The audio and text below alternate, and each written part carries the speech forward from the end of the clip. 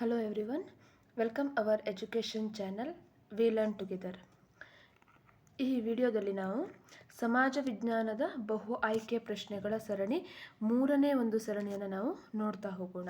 ಈಗ ಆಲ್ರೆಡಿ ನಾವು 2 ಬಹು ಆಯ್ಕೆಯ ಸರಣಿಗಳನ್ನು ನಾವು ನೋಡಿದ್ದೇವೆ. ಇದು ಮೂರನೇ ಬಹು ಆಯ್ಕೆಯ ಮೂರನೇ ಸರಣಿಯಾಗಿದೆ. ಒಟ್ಟು 30 ಕ್ವಶನ್ಗಳನ್ನು ಈ ಒಂದು ವಿಡಿಯೋಗಳಲ್ಲಿ ನಾವು ನೋಡ್ತಾ ಹೋಗುವಂಥದ್ದು. 6ರಿಂದ 10ನೇ ತರಗತಿಯವರೆಗಿನ ಸಮಾಜ ವಿಜ್ಞಾನ ಪುಸ್ತಕದಲ್ಲಿ ಯಾವೆಲ್ಲ ಬಹು ಆಯ್ಕೆ ಪ್ರಶ್ನೆಗಳು ಬರ್ತಾವೋ ಅವುಗಳಲ್ಲಿ ಇಂಪಾರ್ಟೆಂಟ್ ಆಗಿರುವಂತಹ ಬಹು ಆಯ್ಕೆ ಪ್ರಶ್ನೆಗಳನ್ನು ಆರಿಸಿ ಈ ಒಂದು ಮಾಡೆಲ್ ಪೇಪರ್ನ ರೀತಿಯಲ್ಲಿ ಮಾಡಿರುವಂಥದ್ದು.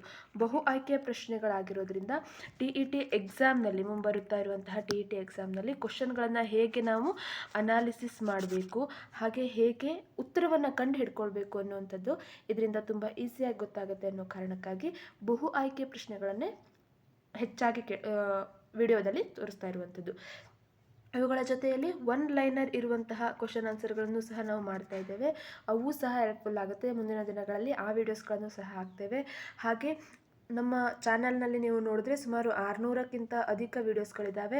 ಅದರಲ್ಲೂ 8, 9 ಮತ್ತು 10ನೇ ತರಗತಿಯ ಮ್ಯಾರಥಾನ್ ಕ್ಲಾಸ್ಗಳೇನಿದ್ದಾವೆ ಸಂಪೂರ್ಣವಾಗಿ 8, 9, 10ರ ಸಮಾಜ ವಿಜ್ಞಾನ ವಿಷಯಗಳನ್ನು ಒಳಗೊಂಡಿರುವಂಥದ್ದು. ಆ ವಿಡಿಯೋಸ್ಗಳು ಸಹ ತುಂಬ ಹೆಲ್ಪ್ಫುಲ್ ಆಗುತ್ತೆ. ಅದರ ಜೊತೆಯಲ್ಲಿ ಸೈಕಾಲಜಿಗೆ ಸಂಬಂಧಪಟ್ಟಿರುವಂತಹ ಒಂದಿಷ್ಟು ವಿಡಿಯೋಸ್ಗಳಿದ್ದಾವೆ ಹಾಗೂ ವಿಡಿಯೋಸ್ಗಳನ್ನು ಮಾಡ್ತಾ ಇದ್ದೇವೆ. ಆ ವಿಡಿಯೋಸ್ಗಳು ಸಹ ನಿಮಗೆ TETಯಲ್ಲಿ ಹೆಚ್ಚು ಸ್ಕೋರನ್ನು ಮಾಡಲಿಕ್ಕೆ, TETಯ ಟಾರ್ಗೆಟನ್ನು 120+ ಎಂದು ನಾವು ಇಟ್ಕೊಂಡಿದ್ರೆ ಈಸಿಯಾಗಿ ನಾವು ಅದನ್ನು ರೀಚ್ ಆಗಲಿಕ್ಕೆ ಸಾಧ್ಯ ಆಗುತ್ತೆ. ವಿಡಿಯೋವನ್ನು ಸ್ಟಾರ್ಟ್ ಮಾಡ್ತಾ ಹೋಗೋಣ. ಅದಕ್ಕೂ ಮೊದಲು ನೀವೇನು ನಮ್ಮ ಚಾನಲ್ನ ಸಬ್ಸ್ಕ್ರೈಬ್ ಆಗದೇ ಇದ್ದರೆ ಅಥವಾ ಫಸ್ಟ್ ಟೈಮ್ ನಮ್ಮ ಚಾನಲ್ನ ವೀಡಿಯೋಸ್ಗಳನ್ನ ನೋಡ್ತಾ ಇದ್ದರೆ ದಯವಿಟ್ಟು ನಮ್ಮ ಚಾನಲ್ನ ಸಬ್ಸ್ಕ್ರೈಬ್ ಆಗಿ ಹಾಗೆ ಬೆಲ್ ಬಟನ್ ಒತ್ತುವ ಮೂಲಕ ನಮಗೆ ನೋಟಿಫೈ ಆಗಿರಿ. ಹಾಗೆ ವಿಡಿಯೋಸ್ಗಳನ್ನು ನಿಮ್ಮ ಫ್ರೆಂಡ್ಸ್ಗೂ ಸಹ ಹೆಚ್ಚೆಚ್ಚು ಶೇರ್ ಮಾಡಿ. ಫಸ್ಟ್ ಕ್ವಶನ್, ಭಾರತದ ಭೂಗಡಿಯ ಉದ್ದ ಅನ್ನುವಂಥದ್ದು ಪ್ರಶ್ನೆ. Option 1 15,000 kilometre, option 2 15,200 kilometre, option 3 10,500 kilometre, ಹಾಗೆ ಆಪ್ಷನ್ 4 13,000 ಕಿಲೋಮೀಟರ್. ಭಾರತದ ಒಟ್ಟು ಭೂಗಡಿ ಎಷ್ಟು ಉದ್ದವಾಗಿದೆ ಅನ್ನುವಂಥದ್ದು ಇಲ್ಲಿ ಪ್ರಶ್ನೆ. ನಾವು ಪಾಕಿಸ್ತಾನದಿಂದ ಹಿಡಿದು ಬಾಂಗ್ಲಾದೇಶ್, ಮಯನ್ಮಾರ್ನವರೆಗಿನ ಭಾಗವನ್ನು, ಬಾಂಗ್ಲಾ ಮತ್ತು ಮಯನ್ಮಾರ್ನ ಭಾಗವನ್ನು ನಾವು ಭೂಗಡಿಯಾಗಿ ಕನ್ಸಿಡರ್ ಮಾಡ್ತೇವೆ. ಹಾಗೆ ಅರಬ್ಬಿ ಸಮುದ್ರ, ಹಿಂದೂ ಮಹಾಸಾಗರ ಮತ್ತು ಬಂಗಾಳ ಕೊಲ್ಲಿಯ ಭಾಗವನ್ನು ನಾವು ಜಲಗಡಿ ಅಂತ ಹೇಳ್ತೇವೆ. ಒಟ್ಟು ಪ್ರಧಾನ ಭೂಭಾಗ 6,100 ಕಿಲೋಮೀಟರ್ ಜಲಗಡಿಯನ್ನು ಹೊಂದಿದ್ರೆ ಸಂಪೂರ್ಣವಾಗಿ ಅಂಡಮಾನ್ ನಿಕೋಬಾರ್ ದ್ವೀಪವನ್ನು ಸೇರಿ 7,516.5 ಕಿಲೋಮೀಟರ್ಗಳಷ್ಟು ಉದ್ದವಾದ ಜಲಗಡಿಯನ್ನು ಹೊಂದಿರುವಂಥದ್ದು.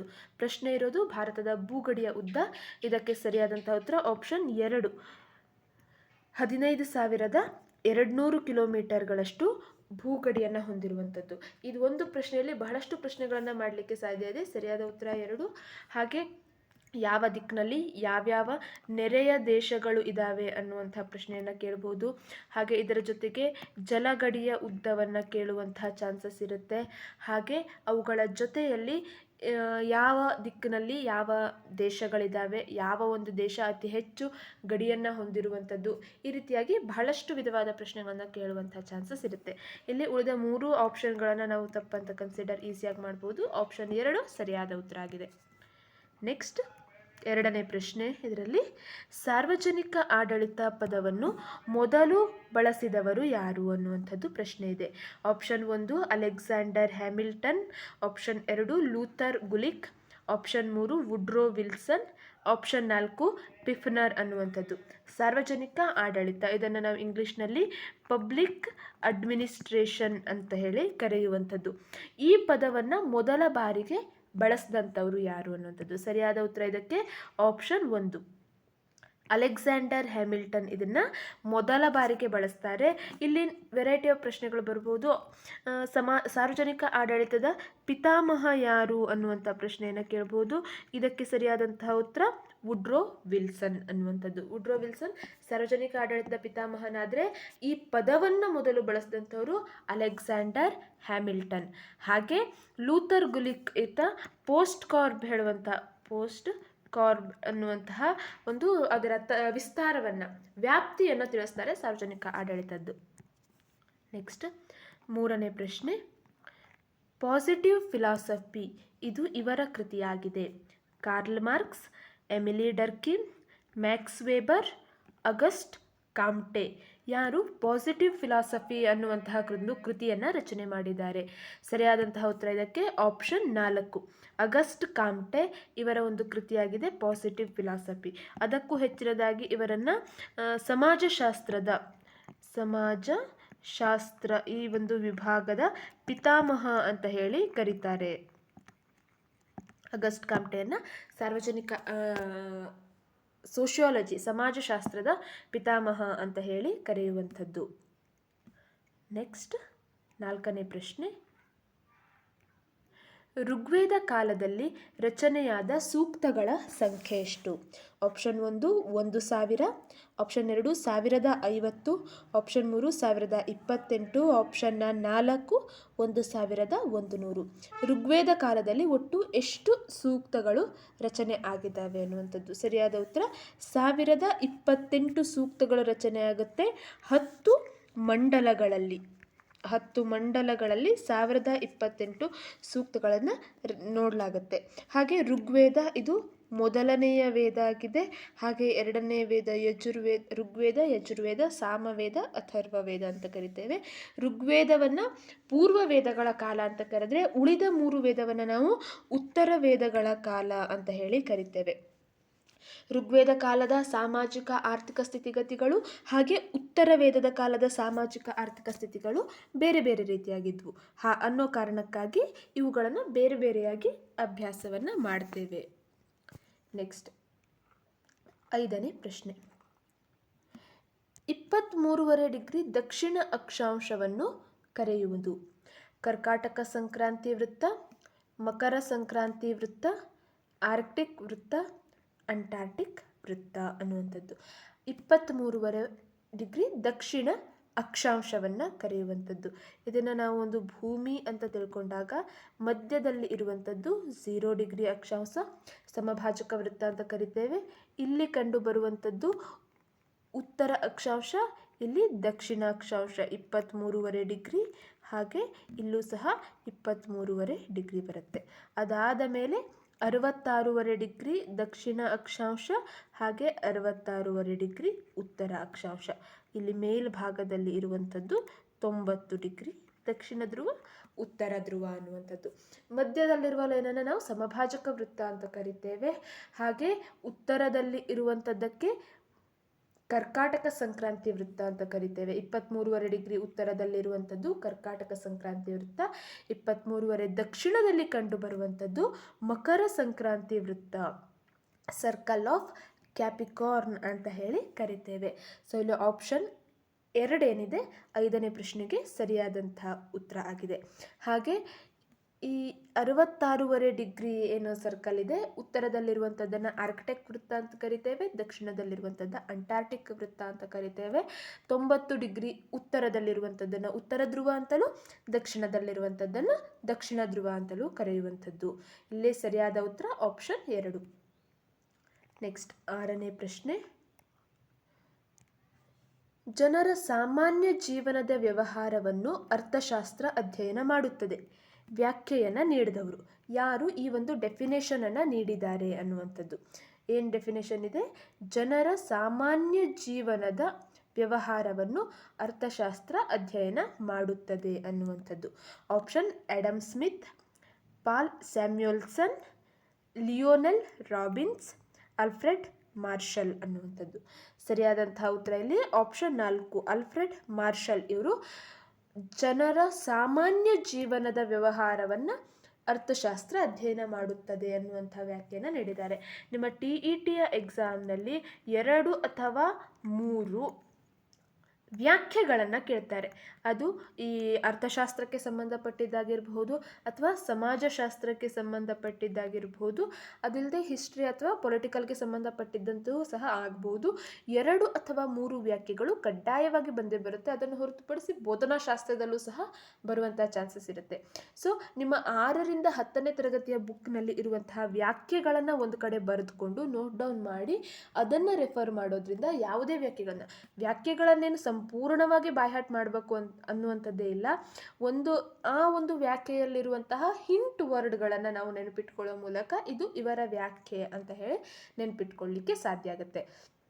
ಇಲ್ಲಿ ಜನರ ಸಾಮಾನ್ಯ ಜೀವನದ ವ್ಯವಹಾರವನ್ನು ಅರ್ಥಶಾಸ್ತ್ರ ಅಧ್ಯಯನ ಮಾಡುತ್ತದೆ ಅಂದವರು Alfred marshal.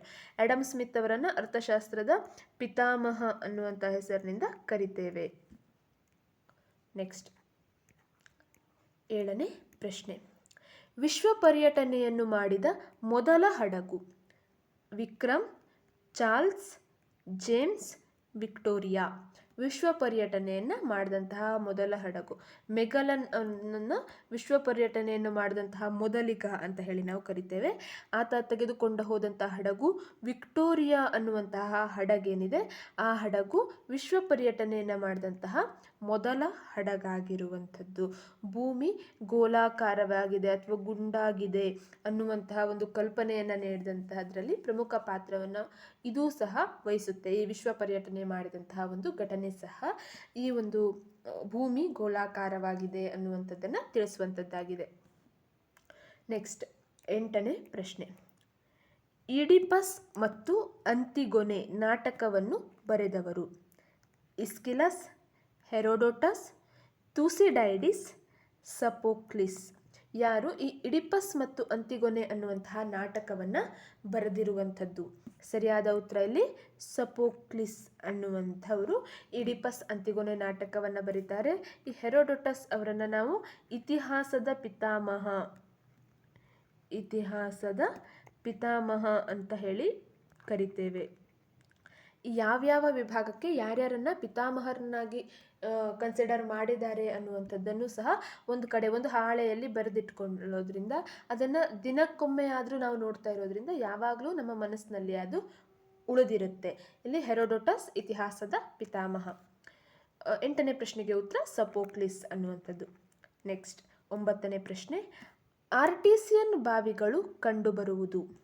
Asia, Australia, Africa, Europe. ಯಾವ ಖಂಡದಲ್ಲಿ ಆರ್ಟೀಸಿಯನ್ ಬಾವಿಗಳು ಕಂಡುಬರುತ್ತೆ ಅನ್ನುವಂಥದ್ದು ಪ್ರಶ್ನೆ.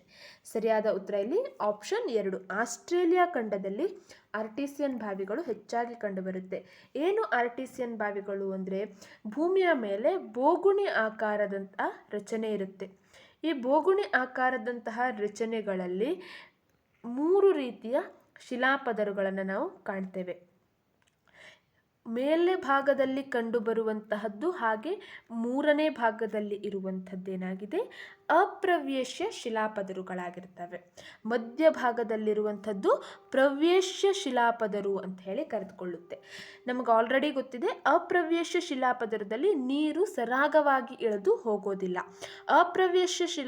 ಪ್ರವೇಶ್ಯ ಶಿಲಾಪದರಗಳಲ್ಲಿ ನೀರು ಇಳಿದು ಹೋಗುತ್ತೆ. ಇಲ್ಲಿ ಸಂಗ್ರಹ ಆದಂತಹ ನೀರು ಸ್ವಾಭಾವಿಕವಾಗಿ ಹೊರಗೆ ಬರಲಿಕ್ಕೆ ಸಾಧ್ಯ ಇಲ್ಲ. ಆಗ ಮಾನವನು ಕೃತಕವಾಗಿ ಇಲ್ಲೊಂದು ಬಾವಿಯ ರೀತಿಯಲ್ಲಿ ಮಾಡಿದಾಗ ನೀರು ಹೊರಬರಲಿಕ್ಕೆ ಪ್ರಾರಂಭ ಆಗುತ್ತೆ. ಅದು ಒಂದು ರೀತಿಯ ಚಿಲುಮೆಯ ರೂಪದಲ್ಲಿ ಹೊರಗೆ ಬರುತ್ತೆ. ಇದನ್ನು ಆರ್ಟೀಸಿಯನ್ ಬಾವಿಗಳು ಅಂಥೇಳಿ ಕರೀತಾರೆ. ಈ ರೀತಿಯಾದಂತಹ ಭೂಸ್ವರೂಪ ಭೂಮಿಯ ರಚನೆ ಹೆಚ್ಚಾಗಿ ಕಂಡುಬರುವಂಥದ್ದು ಆಸ್ಟ್ರೇಲಿಯಾಗಳಲ್ಲಿ. ಹಾಗಾಗಿ ಆರ್ಟೀಸಿಯನ್ ಬಾವಿಗಳು ಆಸ್ಟ್ರೇಲಿಯಾಗಳಲ್ಲಿ ಕಂಡುಬರುವಂಥದ್ದು. ನೆಕ್ಸ್ಟ್ 10ನೇ ಪ್ರಶ್ನೆ. ನದಿಗಳ ನಡುವಿನ ನಾಡು ಎಂದು ಕರೆಯುವುದು? ಮೆಸೊಪೊಟೇಮಿಯಾ, ಗ್ರೀಕ್, ಈಜಿಪ್ಟ್, ಬ್ಯಾಬಿಲೋನಿಯಾ. ಯಾವುದನ್ನು ನದಿಗಳ ನಡುವಿನ ನಾಡು ಅಂತ ಹೇಳಿ ಕರಿತಾ ಇದ್ರು? ಸರಿಯಾದ ಉತ್ತರ ಇಲ್ಲಿ ಆಪ್ಷನ್ 1 ಮೆಸೊಪೊಟೇಮಿಯಾ. ಈ ಮೆಸೊಪೊಟೇಮಿಯಾ ಅನ್ನುವಂಥದ್ದು ಯುಪ್ರಟಿಸ್ ಮತ್ತು ಟೈಗ್ರಿಸ್ ಅನ್ನುವಂತಹ 2 ನದಿಗಳ ನಡುವೆ ಕಂಡುಬಂದಂತಹ ಒಂದು ನಾಗರಿಕತೆಯಾಗಿದೆ. ಹಾಗಾಗಿ ಇದನ್ನು ನದಿಗಳ ನಡುವಿನ ನಾಡು ಅಂತ ಹೇಳಿ ಕರೆಯುವಂಥದ್ದು. ನೆಕ್ಸ್ಟ್ 11ನೇ ಪ್ರಶ್ನೆ. ವಿಜಯನಗರದಲ್ಲಿರುವ ಅತ್ಯಂತ ಪ್ರಾಚೀನ ದೇವಾಲಯ ಯಾವುದು? ವಿಜಯನಗರ ಕಾಲದಲ್ಲಿ ವಿಜಯನಗರ ಪ್ರದೇಶದಲ್ಲಿ ಇರುವಂತಹ ಅತ್ಯಂತ ಪ್ರಾಚೀನ ದೇವಾಲಯ ಯಾವುದಾಗಿತ್ತು? ಹಂಪಿಯ ವಿರೂಪಾಕ್ಷ ದೇವಾಲಯ, ಸಾಸಿವೆಕಾಳು ಗಣೇಶ ದೇವಾಲಯ, ಲಕ್ಷ್ಮೀ ನರಸಿಂಹ ದೇವಾಲಯ, ಉದ್ಧಾನ ವೀರಭದ್ರ ದೇವಾಲಯ. ವಿಜಯನಗರ ಅರಸರ ಕಾಲದಲ್ಲಿ ಈ ಒಂದು ದೇವಾಲಯಗಳೆಲ್ಲವೂ ನಿರ್ಮಾಣ ಆಗ್ತವೆ. ಅವುಗಳಲ್ಲೇ ಅತ್ಯಂತ ಪ್ರಾಚೀನವಾದ ದೇವಾಲಯ ಅಂದರೆ ಹಂಪಿಯ ವಿರೂಪಾಕ್ಷ ದೇವಾಲಯ.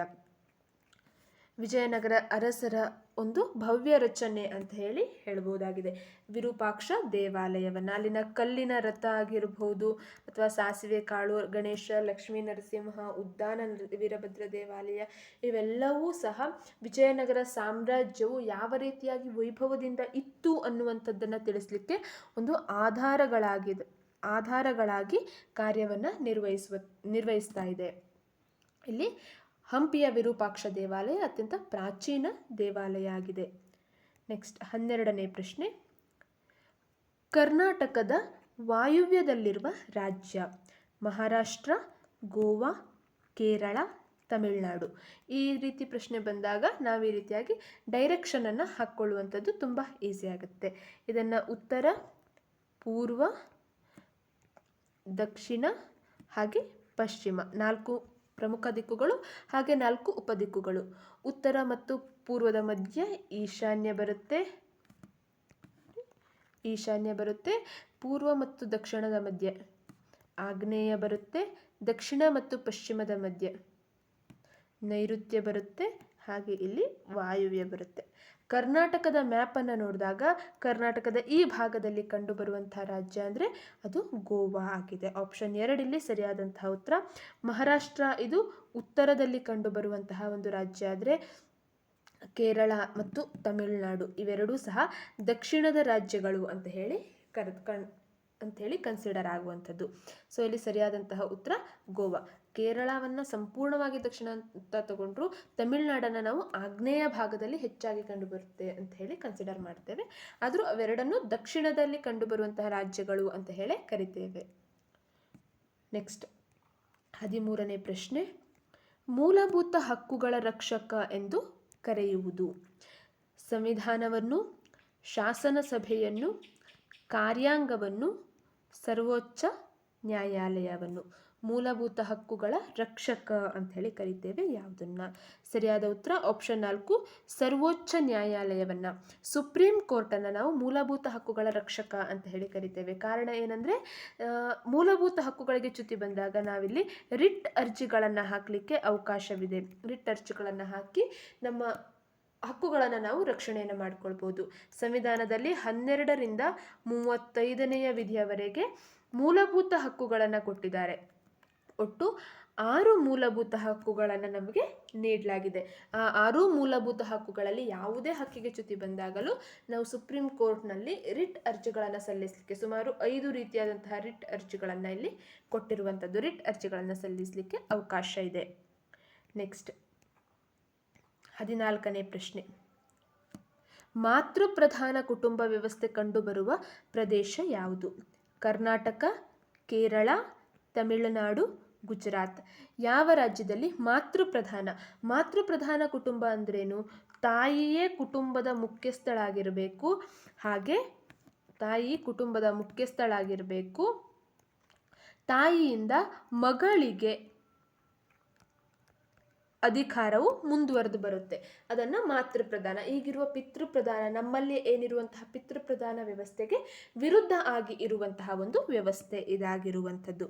ಇದು ಹೆಚ್ಚಾಗಿ ಕಂಡುಬರುವಂಥದ್ದು ಕೇರಳದ ಮಲಬಾರ್ ಮತ್ತು ನಾಯರ್ ಭಾಗಗಳಲ್ಲಿ.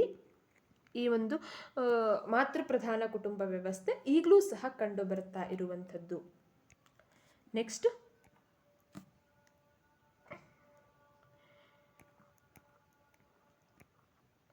ಜೀವನದಲ್ಲಿ ಒಂದು ಬಾರಿ ಮೆಕ್ಕಾ ಯಾತ್ರೆ ಕೈಗೊಳ್ಳಬೇಕು. ಇದು ಇಸ್ಲಾಂ ಧರ್ಮದ ಈ ಆಚರಣೆ ಆಗಿರುವಂಥದ್ದು. ಒಮ್ಮೆಯಾದರೂ ಮೆಕ್ಕಾ ಯಾತ್ರೆಯನ್ನು ಕೈಗೊಳ್ಳಬೇಕು ಅನ್ನುವಂಥದ್ದು. ರೋಜ್, ಹಜ್, ಜಕಾತ್, ನಮಾಜ್ ಅನ್ನುವಂಥದ್ದು. ಸರಿಯಾದ ಉತ್ತರ ಇಲ್ಲಿ 15ನೇ ಪ್ರಶ್ನೆಗೆ ಆಪ್ಷನ್ 2 ಹಜ್ ಯಾತ್ರೆಯನ್ನು ಕೈಗೊಳ್ಳುವಂಥದ್ದು. ಜೀವನದಲ್ಲಿ ಒಮ್ಮೆಯಾದರೂ ಮೆಕ್ಕಾ ಯಾತ್ರೆ ಕೈಗೊಳ್ಳುವಂಥದ್ದು. ರೋಜ್ ಅಂದರೆ ರಂಜಾನ್ ತಿಂಗಳಲ್ಲಿ ಮಾಡುವಂತಹ ಉಪವಾಸ. ಹಾಗೆ ಜಕಾತ್ ಅಂದರೆ ಆದಾಯದ ನಿರ್ದಿಷ್ಟಪಡಿಸಿದ ಭಾಗವನ್ನು ದಾನವನ್ನಾಗಿ ನೀಡಬೇಕು ಅನ್ನುವಂಥದ್ದು. ನಮಾಜ್ ಅಂದರೆ ದಿನಕ್ಕೆ 5 ಬಾರಿ ಕಾಬಾದ ಕಡೆಗೆ ಮುಖ ಮಾಡಿ ದೇವರಿಗೆ ನಮಸ್ಕರಿಸುವಂಥದ್ದು ಅಥವಾ ಪ್ರಾರ್ಥನೆಯನ್ನು ಮಾಡುವಂಥದ್ದನ್ನು ನಮಾಜ್ ಅಂತ ಹೇಳಿ ಕರೀತೇವೆ. ಇವು ಇಸ್ಲಾಂ ಧರ್ಮದ ಆಧಾರ ಸ್ತಂಭಗಳು ಅಂತ ಹೇಳಿ ಕರೆಯುವಂಥದ್ದು. ಇಸ್ಲಾಂ ಧರ್ಮದ ಆಧಾರ ಸ್ತಂಭ ಅಂಥೇಳಿ ಈ ಒಂದಿಷ್ಟು ತತ್ವಗಳನ್ನು ಕರೀತಾರೆ. ನೆಕ್ಸ್ಟ್ 16ನೇ ಪ್ರಶ್ನೆ. ಕರ್ನಾಟಕದ ಕಾಶ್ಮೀರ ಎಂದು ಕರೆಯುವುದು ಶಿವಮೊಗ್ಗ, ಚಿಕ್ಕಮಗಳೂರು, ಹಾಸನ, ಕೊಡಗು. ಸರಿಯಾದ ಉತ್ತರ ಇಲ್ಲಿ ಆಪ್ಷನ್ 4. ಕೊಡಗುವನ್ನು ಕರ್ನಾಟಕದ ಕಾಶ್ಮೀರ ಅಂತ ಹೇಳಿ ಕರಿತೇವೆ. ಹಾಗೆ ಇದನ್ನು ಕಿತ್ತಳೆ ನಾಡು ಅಂತಲೂ ಸಹ ಕರೆಯುವಂಥದ್ದು. ಕಿತ್ತಳೆ ನಾಡು ಅಂತ ಹೇಳು ಸಹ ಕೊಡಗನ್ನು ಕರೀತಾರೆ. ಚಿಕ್ಕಮಗಳೂರು ಇಲ್ಲಿ ಕಾಫಿ ಅಧಿಕವಾಗಿ ಬೆಳೆಯುವಂಥದ್ದು. ಶಿವಮೊಗ್ಗ ಜಿಲ್ಲೆಯ ಆಗುಂಬೆಯಲ್ಲಿ ಅಧಿಕ ಮಳೆ ಬೀಳುವಂತಹ ಪ್ರದೇಶ ಆಗಿದೆ. ಕರ್ನಾಟಕದ ಅಧಿಕ ಮಳೆ ಬೀಳುವಂತಹ ಪ್ರದೇಶ. 4 ಆಪ್ಷನ್ಗಳಲ್ಲಿ ಎಲ್ಲದಕ್ಕೂ ಹಿಂಟ್ ಇರುವಂತಹ ಒಂದಿಷ್ಟು ಪಾಯಿಂಟ್ಸ್ಗಳನ್ನ ನಾನು ಹೇಳ್ತಾ ಇದ್ದೇನೆ. ಕೊಡಗು ಇದು ಕರ್ನಾಟಕದ ಕಾಶ್ಮೀರ, ಹಾಗೆ ಕಿತ್ತಳೆ ನಾಡು ಸಹ ಇದಾಗಿದೆ. ಹಾಗೆ ಚಿಕ್ಕಮಗಳೂರು ಕಾಫಿ ನಾಡು ಅಂತ ಹೇಳಿ ಕರೀತೇವೆ. ಹಾಗೆ ಶಿವಮೊಗ್ಗ ಜಿಲ್ಲೆ ಏನಿದೆ ಅದನ್ನು ಅಲ್ಲಿ ಆಗುಂಬೆ ಏನಿದೆ, ಶಿವಮೊಗ್ಗ ಜಿಲ್ಲೆಯ ಆಗುಂಬೆ ಅಧಿಕ ಮಳೆ ಪಡೆಯುವಂತಹ ಒಂದು ಪ್ರದೇಶ ಆಗಿದೆ. ನೆಕ್ಸ್ಟ್ 17ನೇ ಪ್ರಶ್ನೆ. ಕೆಳಗಿನವುಗಳಲ್ಲಿ ಯಾವುದು ಒಂದು ನವೀಕರಣಗೊಳ್ಳುವ ಸಂಪನ್ಮೂಲ ಅಲ್ಲ? ನವೀಕರಣಗೊಳ್ಳೋದಿಲ್ಲ ಅಂಥೇಳಿ. ನವೀಕರಣಗೊಳ್ಳುವುದು ಅಂದ್ರೇನು? ಪ್ರಕೃತಿ ತನ್ನ ಶಕ್ತಿಯ ಮೂಲಕ ಅದನ್ನು ಪುನರ್ಭರ್ತಿಯನ್ನು ಮಾಡಿಕೊಳ್ಳುವಂಥದ್ದನ್ನು ನವೀಕರಣಗೊಳ್ಳುವ ಅಂತ ಹೇಳಿ ಕರಿತೇವೆ. ಯಾವುದು ನಾವು ಬಳಸ್ತಾ ಹೋದಾಗೆ ಖಾಲಿ ಆಗ್ತಾ ಹೋಗುತ್ತೋ, ಪ್ರಕೃತಿ ನವೀಕರಣಗೊಳಿಸ್ಕೊಳ್ಳಿಕ್ಕೆ ಸಾಧ್ಯ ಇಲ್ವೋ ಅದನ್ನು ನವೀಕರಣಗೊಳ್ಳದ ಅಂಥೇಳಿ ನಾವು ಕರಿತೇವೆ. ಗಾಳಿ, ಪೆಟ್ರೋಲಿಯಂ, ನೀರು, ಸೂರ್ಯನ ಶಾಖ. ಕೆಳಗಿನಲ್ಲಿ ಯಾವುದು ನವೀಕರಣಗೊಳ್ಳುವ ಸಂಪನ್ಮೂಲ ಅಲ್ಲ? ಸರಿಯಾದ ಉತ್ತರ ಇಲ್ಲಿ ಆಪ್ಷನ್ 2 ಪೆಟ್ರೋಲಿಯಂ. ಇದು ನವೀಕರಣಗೊಳ್ಳುವಂಥದ್ದಲ್ಲ. ಒಮ್ಮೆ ಇದು ಮುಗಿದು ಹೋಯಿತಂದರೆ ಮತ್ತೆ ಅದನ್ನು ಪುನರ್ಭರ್ತಿ ಮಾಡಲಿಕ್ಕೆ ಸಾಧ್ಯ ಇಲ್ಲ. ಗಾಳಿ ಆಗಿರ್ಬೋದು, ನೀರು, ಸೂರ್ಯನ ಶಾಖವನ್ನು ಪ್ರಕೃತಿ ತನ್ನ ಶಕ್ತಿಯಿಂದ ಪುನರ್ಭರ್ತಿಯನ್ನು ಮಾಡಿಕೊಳ್ಳುವಂತಹ ಸಾಧ್ಯತೆ ಇರುತ್ತೆ. ನೆಕ್ಸ್ಟ್ 18ನೇ ಪ್ರಶ್ನೆ.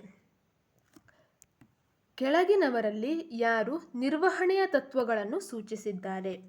Henry Fayol, J L. Haynes, George R Terry, John Ruskin. ನಿರ್ವಹಣೆಯ ತತ್ವ, ಪ್ರಿನ್ಸಿಪಲ್ ಆಫ್ ಮ್ಯಾನೇಜ್ಮೆಂಟ್ನ ತತ್ವಗಳನ್ನು ಯಾರು ಸೂಚಿಸಿದ್ದಾರೆ ಅನ್ನುವಂಥದ್ದು.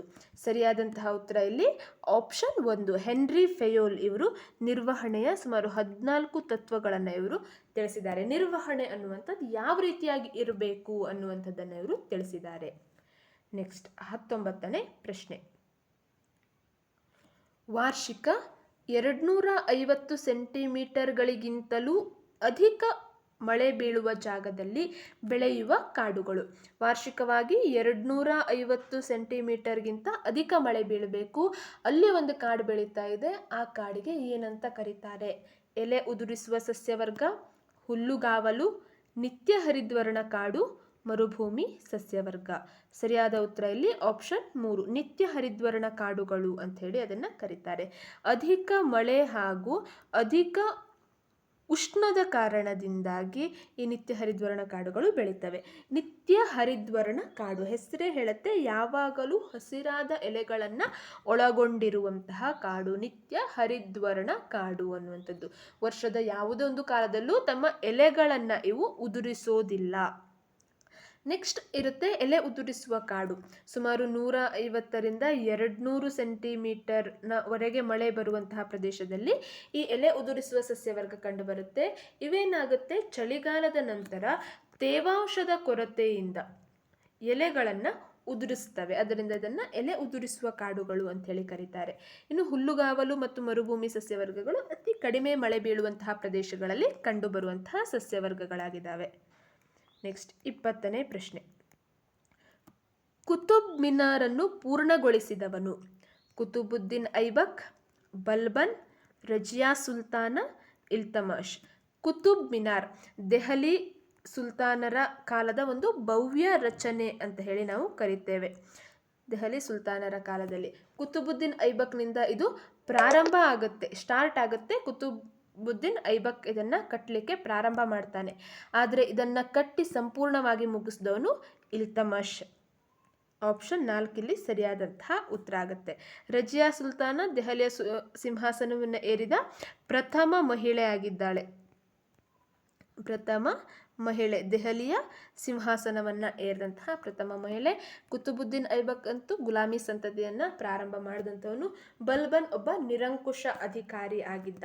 ಇಲ್ತಮಷ್ ಅನ್ನುವಂಥವನು 40 ಸರ್ದಾರರ ಕೂಟವನ್ನು ರಚಿಸಿದ್ದ. ಅದನ್ನು ಬಲ್ಬನ್ ನಾಶಪಡಿಸ್ತಾನೆ. ಹಾಗೆ ಕುತುಬ್ ಮಿನಾರನ್ನು ಪೂರ್ಣಗೊಳಿಸಿದವನು ಸಹ ಇಲ್ತಮಷ್ ಆಗಿದ್ದಾನೆ. ನೆಕ್ಸ್ಟ್ 21ನೇ ಪ್ರಶ್ನೆ.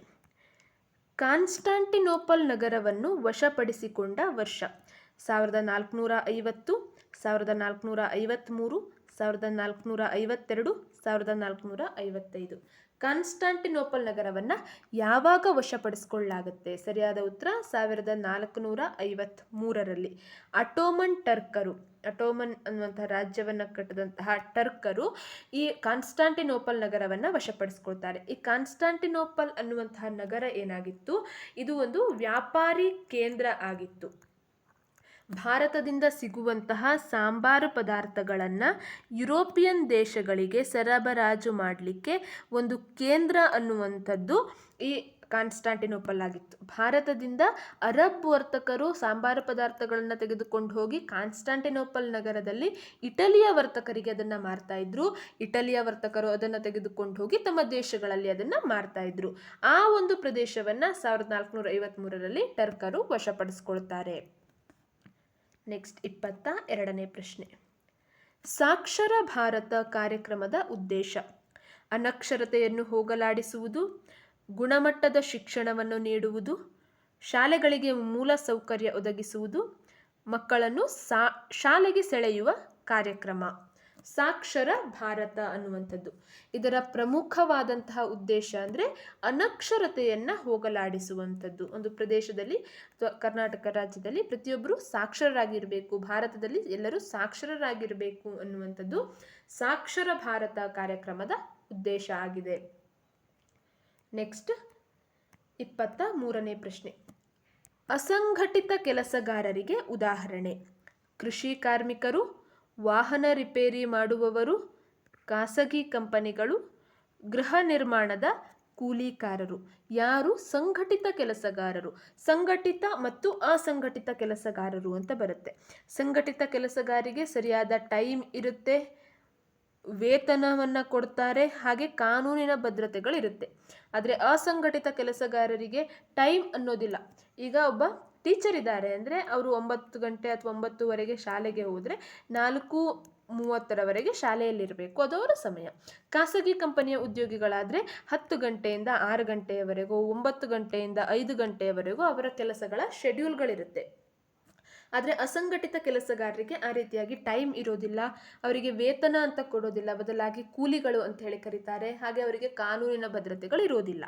ಕೆಳಗಿನವುಗಳಲ್ಲಿ ಯಾವುದು ಸಂಘಟಿತ ಕೆಲಸಕ್ಕೆ ಉದಾಹರಣೆ? ಈಸಿಯಾಗಿ ಗೊತ್ತಾಗುತ್ತೆ. ಖಾಸಗಿ ಕಂಪನಿಗಳು ಸಂಘಟಿತ ಕೆಲಸಗಳಾಗಿದ್ದಾವೆ. ಕೃಷಿ ಕಾರ್ಮಿಕರಾಗಿರ್ಬೋದು, ವಾಹನ ರಿಪೇರಿ ಮಾಡುವವರು, ಗೃಹ ನಿರ್ಮಾಣದ ಕೂಲಿಕಾರರು, ಇವೆಲ್ಲವೂ ಅಸಂಘಟಿತ ಕೆಲಸಕ್ಕೆ ಉದಾಹರಣೆಗಳಾಗುತ್ತೆ. ನೆಕ್ಸ್ಟ್ 24ನೇ ಪ್ರಶ್ನೆ. ಭಾರತದ ಭೂಸ್ವರೂಪಗಳಲ್ಲಿ ಅತಿ ಪುರಾತನವಾದ ಭೂಸ್ವರೂಪ ಕರಾವಳಿ ಮೈದಾನ, ಪರ್ಯಾಯ ಪ್ರಸ್ಥಭೂಮಿ, ಉತ್ತರದ ಮೈದಾನ, ಉತ್ತರದ ಪರ್ವತ. ಸರಿಯಾದ ಉತ್ತರ ಇಲ್ಲಿ ಆಪ್ಷನ್ 2 ಪರ್ಯಾಯ ಪ್ರಸ್ಥಭೂಮಿ. ಇದು ಗೊಂಡ್ವಾನ ವಿಭಾಗಕ್ಕೆ ಅಥವಾ ಗೊಂಡ್ವಾನ ಕಾಲಕ್ಕೆ ಸೇರಿದಂತಹ ಪ್ರಸ್ಥಭೂಮಿ, ಅಚಲವಾದ ಭೂಭಾಗ ಅಂತ ಹೇಳಿ ಪರ್ಯಾಯ ಪ್ರಸ್ಥಭೂಮಿಯನ್ನು ನಾವು ಕರಿತೇವೆ. ಇನ್ನು ಉತ್ತರದ ಪರ್ವತಗಳೇನಿದ್ದಾವೆ ಅದರಲ್ಲೂ ಹಿಮಾಲಯ ಪರ್ವತಗಳು, ಅವು ಇತ್ತೀಚೆಗೆ ರಚನೆಯಾಗಿರುವಂಥದ್ದು ಮಡಿಕೆ ಪರ್ವತಗಳು ಅಂತ ಹೇಳಿ ಕರಿತೇವೆ. ಇನ್ನು ಉತ್ತರದ ಮೈದಾನಗಳ ಏನಿದೆ ಅವು ಸಿಂಧೂ, ಗಂಗಾ, ಬ್ರಹ್ಮಪುತ್ರ ಈ ನದಿಗಳ ಮೆಕ್ಕಲು ಸಂಚಯನದಿಂದ ಉಂಟಾದಂತಹ ಒಂದು ಭೂಸ್ವರೂಪ ಆಗಿದೆ. ಇದರ ಮೇಲ್ಭಾಗದಲ್ಲೂ ಎಲ್ಲೂ ಸಹ ಕಲ್ಲುಗಳಿಲ್ಲ, ಅತಿ ಫಲವತ್ತಾದಂತಹ ಒಂದು ಭೂಭಾಗ ಆಗಿದೆ. ಕರಾವಳಿ ಮೈದಾನ ಕರಾವಳಿಯ ಭಾಗದಲ್ಲಿ ಕಂಡುಬರುವಂಥದ್ದು, ಮೀನುಗಾರಿಕೆಗೆ ಅಥವಾ ವಿದೇಶಿ ವ್ಯಾಪಾರ, ಸಮುದ್ರ ಮಾರ್ಗ ಇವುಗಳಿಗೆ ತುಂಬ ಉಪಯುಕ್ತ ಆಗುವಂತಹ ಪ್ರದೇಶ ಆಗಿದೆ, ಭೂಸ್ವರೂಪ ಆಗಿದೆ. ನೆಕ್ಸ್ಟ್ 25ನೇ ಪ್ರಶ್ನೆ. ಧರ್ಮ, ಬಣ್ಣ ಹುಟ್ಟಿನ ಆಧಾರದ ಮೇಲೆ ಯಾವುದೇ ತಾರತಮ್ಯ ಮಾಡುವಂತಿಲ್ಲ ಎನ್ನುವುದನ್ನು ನಿರ್ದೇಶಿಸಿದ ಕಾಯ್ದೆ. 1833ರ ಚಾರ್ಟರ್ ಕಾಯ್ದೆ, 1773ರ ರೆಗ್ಯುಲೇಟಿಂಗ್ ಕಾಯ್ದೆ, ಪಿಟ್ಸ್ ಇಂಡಿಯಾ ಕಾಯ್ದೆ, ಭಾರತ ಸರ್ಕಾರ ಕಾಯ್ದೆ. ಧರ್ಮ, ಬಣ್ಣ ಮತ್ತು ಹುಟ್ಟಿನ ಆಧಾರದ ಮೇಲೆ ತಾರತಮ್ಯ ಮಾಡುವಂತಿಲ್ಲ ಅನ್ನುವಂಥದ್ದನ್ನು ತಿಳಿಸಿದಂತಹ ಒಂದು ಕಾಯ್ದೆ ಅಂದರೆ ಅದು 1833ರ ಚಾರ್ಟರ್ ಕಾಯ್ದೆ. ಬ್ರಿಟಿಷ್ ಅವರ ಏನು ಆಡಳಿತದ ಅವಧಿಯಲ್ಲಿ ಬಂದಂತಹ ಒಂದು ಕಾಯ್ದೆ ಇದಾಗಿದೆ. ಈ ರೆಗ್ಯುಲೇಟಿಂಗ್ ಕಾಯ್ದೆಯೂ ಸಹ ಅವರ ಕಾಲದಲ್ಲೇ ಬಂದಿರುವಂಥದ್ದು. ಭಾರತದಲ್ಲಿ ಸುಪ್ರೀಂ ಕೋರ್ಟ್ನ ಸ್ಥಾಪನೆಗೆ ಅವಕಾಶವನ್ನು ನೀಡಿದಂತಹ ಕಾಯ್ದೆ ಆಗಿದೆ. ಪಿಟ್ಸ್ ಇಂಡಿಯಾ ಕಾಯ್ದೆ ರೆಗ್ಯುಲೇಟಿಂಗ್ ಕಾಯ್ದೆಯ ಲೋಪದೋಷಗಳನ್ನು ಸರಿಪಡಿಸಲಿಕ್ಕಾಗಿ ಇರುವಂಥದ್ದು. ಇನ್ನು ಭಾರತ ಸರ್ಕಾರದ ಕಾಯ್ದೆ 1935ರಲ್ಲಿ ಬರುತ್ತೆ ಈ ಕಾಯ್ದೆ. ಈಗೇನು ಭಾರತ ಸಂವಿಧಾನದ ರಚನೆಗೆ ಬೇಕಾದಂತಹ ಕೆಲವೊಂದಿಷ್ಟು ಮೂಲಭೂತ ಅಂಶಗಳನ್ನು ಈ ಕಾಯ್ದೆಯಿಂದಲೇ ತೆಗೆದುಕೊಳ್ಳಲಾಗಿದೆ. ಅಲ್ಲಿ ಸರಿಯಾದ ಉತ್ತರ ಆಪ್ಷನ್ 1. ನೆಕ್ಸ್ಟ್ 26ನೇ ಪ್ರಶ್ನೆ. ಜಾಲ್ದಾಪಾರ್ ವನ್ಯಜೀವಿ ಧಾಮ ಕಂಡುಬರುವ ರಾಜ್ಯ. ಆಪ್ಷನ್ 1 ರಾಜಸ್ಥಾನ, ಬಿಹಾರ, ಪಶ್ಚಿಮ ಬಂಗಾಳ, ಪಂಜಾಬ್. ಸರಿಯಾದ ಉತ್ತರ ಇಲ್ಲಿ ಆಪ್ಷನ್ 3 ಪಶ್ಚಿಮ ಬಂಗಾಳದಲ್ಲಿ ಈ ವನ್ಯಜೀವಿ ಧಾಮ ಕಂಡುಬರುವಂಥದ್ದು. 27ನೇ ಪ್ರಶ್ನೆ. ಬೆಳ್ಳಿ ಕ್ರಾಂತಿ ಸಂಭವಿಸಿದ್ದು. ಮೊಟ್ಟೆಗಳ ಉತ್ಪಾದನೆ, ಹಾಲಿನ ಉತ್ಪಾದನೆ, ಆಹಾರ ಧಾನ್ಯಗಳ ಉತ್ಪಾದನೆ, ಮೀನುಗಳ ಉತ್ಪಾದನೆ. ಇಲ್ಲಿ ಕೇಳಿರುವಂಥದ್ದು ಬಿಳಿ ಕ್ರಾಂತಿ ಅಲ್ಲ, ಬದಲಾಗಿ ಬೆಳ್ಳಿ ಕ್ರಾಂತಿ. ಕ್ವಶನನ್ನು ಸರಿಯಾಗಿ ಅರ್ಥ ಮಾಡಿಕೊಂಡಾಗ ಈಸಿ ಆಗುತ್ತೆ. ಸರಿಯಾದ ಉತ್ತರ ಆಪ್ಷನ್ 1 ಮೊಟ್ಟೆಗಳ ಉತ್ಪಾದನೆಗೆ ಸಂಬಂಧಪಟ್ಟಿರೋದಾಗಿದೆ ಬೆಳ್ಳಿ ಕ್ರಾಂತಿ. ಬಿಳಿಯ ಕ್ರಾಂತಿ ಅಂತ ಬಂದರೆ ಅದು ಹಾಲು ಮತ್ತು ಹಾಲಿನ ಉತ್ಪಾದನೆ ಆಗುತ್ತೆ. ಆಹಾರ ಧಾನ್ಯ ಇದು ಕೃಷಿಗೆ ಸಂಬಂಧಪಟ್ಟಿದ್ದು, ನಾವೇನು ಹಸಿರು ಕ್ರಾಂತಿ ಅಂತ ಹೇಳಿ ಕರಿತೇವೆ, ಅದಕ್ಕೆ ಸಂಬಂಧಪಟ್ಟಿದ್ದಾಗಿರುತ್ತೆ. ಇಲ್ಲಿ ಬೆಳ್ಳಿ ಕ್ರಾಂತಿ ಮೊಟ್ಟೆಗಳ ಉತ್ಪಾದನೆ ಮತ್ತು ಅವುಗಳ ಅಭಿವೃದ್ಧಿಗೆ ಸಂಬಂಧಪಟ್ಟಿರುವಂಥದ್ದಾಗಿದೆ. ನೆಕ್ಸ್ಟ್ 28ನೇ ಪ್ರಶ್ನೆ. ಬ್ಯಾಂಕ್ ಪದದ ಮೂಲ ಪದ ಬ್ಯಾಂಕೋ ಈ ಭಾಷೆಯಿಂದ ಬಂದಿದೆ. ಬ್ಯಾಂಕ್ ಪದದ ಮೂಲ ಪದ ಬ್ಯಾಂಕೋ ಅನ್ನುವಂಥದ್ದು ಯಾವ ಭಾಷೆಯ ಪದ ಆಗಿದೆ? Latin, French, Greek, Italian. ಸರಿಯಾದ ಉತ್ತರ ಇಲ್ಲಿ ಇಟಾಲಿಯನ್ ಭಾಷೆಯಿಂದ ಬಂದಿರುವಂಥದ್ದು. ಇದರ ಅರ್ಥ ಬ್ಯಾಂಕು ಅಂದರೆ ಹಣವನ್ನು ವಿನಿಮಯ ಮಾಡಿಕೊಳ್ಳುವಂತಹ ಟೇಬಲ್ ಅನ್ನುವಂತಹ ಅರ್ಥವನ್ನು ಕೊಡುವಂಥದ್ದು. ಈ ಬ್ಯಾಂಕ್ ಅನ್ನೋದರ ಮೂಲ ಪದ ಬ್ಯಾಂಕೋ ಇಟಾಲಿಯನ್ ಭಾಷೆಯ ಪದದಿಂದ ಬಂದಿರುವಂಥದ್ದಾಗಿದೆ. ನೆಕ್ಸ್ಟ್ 29ನೇ ಪ್ರಶ್ನೆ. ಅತಿ ದಪ್ಪವಾದ ಕಣಗಳನ್ನು ಒಳಗೊಂಡಿರುವ ಮಣ್ಣು. ಮೆಕ್ಕಲು ಮಣ್ಣು, ಕೆಂಪು ಮಣ್ಣು, ಮರಳು ಮಣ್ಣು, ಲ್ಯಾಟರೈಟ್ ಮಣ್ಣು. ಯಾವ ಮಣ್ಣು ಅತಿ ದಪ್ಪವಾದಂತಹ ಕಣಗಳನ್ನು ಒಳಗೊಂಡಿದೆ? ಸರಿಯಾದ ಉತ್ತರ ಇಲ್ಲಿ ಮರಳು ಮಣ್ಣು. ಇದು ಅತಿ ದಪ್ಪವಾದಂತಹ ಒಂದು ಕಣಗಳನ್ನು ಒಳಗೊಂಡಿದೆ. ಮೆಕ್ಕಲು ಮಣ್ಣು ಕೃಷಿಗೆ ಅತಿ ಸೂಕ್ತವಾದಂತಹ ಮಣ್ಣು. ಲ್ಯಾಟರೈಟ್ ಮಣ್ಣು ಇಟ್ಟಿಗೆಗಳನ್ನು ಮಾಡಲಿಕ್ಕೆ, ಕಲ್ಲಿನಿಂದ ಮಾಡುವಂತಹ ಇಟ್ಟಿಗೆಗಳನ್ನು ಮಾಡಲಿಕ್ಕೆ ಅತಿ ಸೂಕ್ತ ಆಗದಂತಹ ಮಣ್ಣು ಲ್ಯಾಟರೈಟ್ ಮಣ್ಣಾಗಿದೆ. ಕೆಂಪು ಮಣ್ಣಿನಲ್ಲಿ ಅಷ್ಟಾಗಿ ಬೆಳೆಗಳು ಫಲವತ್ತಾಗಿ ಆಗದೇ ಇರುವಂತಹ ಮಣ್ಣು ಆಗಿದೆ. ನೆಕ್ಸ್ಟ್ 30ನೇ ಪ್ರಶ್ನೆ. ಭಾರತದ ಚರಿತ್ರೆಯಲ್ಲಿ ರಾಜಕೀಯ ಸಮಸ್ಯೆಗಳ ಶತಮಾನ ಎಂದು ಕರೆಯುವುದು. 16ನೇ ಶತಮಾನ, 17ನೇ ಶತಮಾನ, 18ನೇ ಶತಮಾನ, 19ನೇ ಶತಮಾನ. ಭಾರತದ ಚರಿತ್ರೆಯ ರಾಜಕೀಯ ಸಮಸ್ಯೆಗಳ ಶತಮಾನ. ಸರಿಯಾದ ಉತ್ತರ 18ನೇ ಶತಮಾನ ಆಪ್ಷನ್ 3. ಔರಂಗಜೇಬನ ಮೊಘಲ್ ದೊರೆ ಔರಂಗಜೇಬನ ಮರಣದ ನಂತರ ಉಂಟಾದ ಒಂದು ಅಸ್ಥಿರತೆಯ ಕಾರಣದಿಂದಾಗಿ 18ನೇ ಶತಮಾನದ ಭಾರತವನ್ನು ರಾಜಕೀಯ ಸಮಸ್ಯೆಗಳ ಒಂದು ಶತಮಾನ ಅಂತ ಹೇಳಿ ಕರೆಯುವಂಥದ್ದು. ಒಟ್ಟು ಈ ಒಂದು ವಿಡಿಯೋದಲ್ಲಿ ನಾವು 30 ಪ್ರಶ್ನೆಗಳನ್ನು ನೋಡಿದ್ವಿ. ಇದೇ ರೀತಿಯಾಗಿ ನೆಕ್ಸ್ಟ್ ವಿಡಿಯೋಗಳಲ್ಲಿ ಇದೇ ಮಾಡೆಲ್ ಪೇಪರ್ನ ಮಾದರಿಯಲ್ಲಿ ಇನ್ನೂ 30 ಪ್ರಶ್ನೆಗಳನ್ನು ಒಳಗೊಂಡಂತಹ ಮಾಡೆಲ್ ಪೇಪರ್ಗಳನ್ನು ನಾವು ನೋಡ್ತಾ ಹೋಗುವಂಥದ್ದು. ಅದು ಬಹು ಆಯ್ಕೆಯ ಪ್ರಶ್ನೆಗಳು, MCQ ಮಾದರಿಯ ಪ್ರಶ್ನೆಗಳನ್ನು ನಾವು ನೋಡ್ತಾ ಹೋಗೋಣ. ಅದರ ಜೊತೆಯಲ್ಲಿ 1 ಲೈನ್ ಆನ್ಸರ್ಗಳನ್ನು ಇರುವಂತಹ ಪ್ರಶ್ನೆಗಳಾಗಿರ್ಬೋದು ಅಥವಾ ಸೈಕಾಲಜಿಯ ಕ್ವಶನ್ಗಳಾಗಿರ್ಬೋದು, ಅವೆಲ್ಲವನ್ನೂ ಸಹ ನಾವು ನೋಡ್ತಾ ಹೋಗೋಣ. ಇಲ್ಲಿಯವರೆಗೆ ಎಲ್ಲೂ ಸ್ಕಿಪ್ ಮಾಡದೆ ವಿಡಿಯೋವನ್ನು ನೋಡಿ ಕ್ವಶನ್ಗೆ ಆನ್ಸರ್ಗಳನ್ನು ಕಂಡುಕೊಂಡಿದ್ದಕ್ಕೆ ಧನ್ಯವಾದಗಳನ್ನು ತಿಳಿಸ್ತಾ ನೆಕ್ಸ್ಟ್ ವಿಡಿಯೋದಲ್ಲಿ ಇನ್ನು ಭೇಟಿಯಾಗೋಣ. Thank you.